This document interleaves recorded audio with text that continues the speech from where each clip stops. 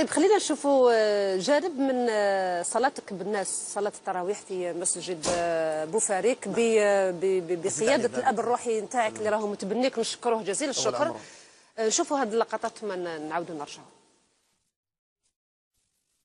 المستقيم صراط الذين أنعمت عليهم غير المغضوب عليهم ولا الضالين آمين. وإني أخاف عليكم عذاب يوم محيط. ويا قوم أوفوا المكيال والميزان بالقسط. قالوا يا شعيب ما نفقه كثيرا مما تقول وإنا لنراك فينا ضعيفا ولولا رهطك لرجمناك وما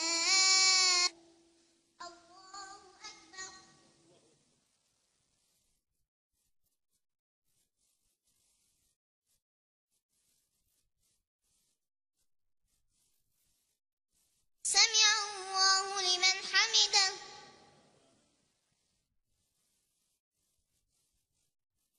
الله أكبر.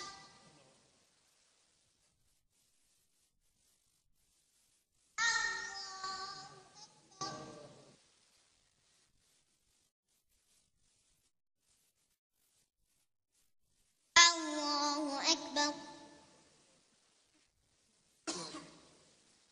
الحمد لله رب العالمين الرحمن الرحيم صراط الذين أنعمت عليهم غير المغضوب عليهم ولا الضالين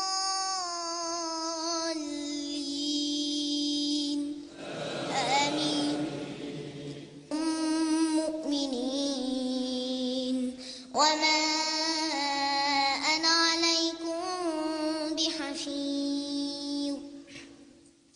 قالوا يا شعيب قوم صالح وما قوم لوط منكم ببعيد واستغفروا ربكم ثم توبوا إليه عليه توكلت وإليه أنيب.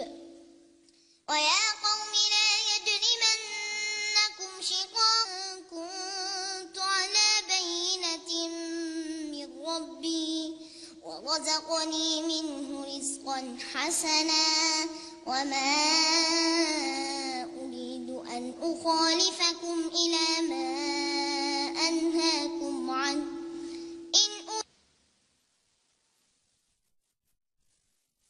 ما شاء الله ما شاء الله.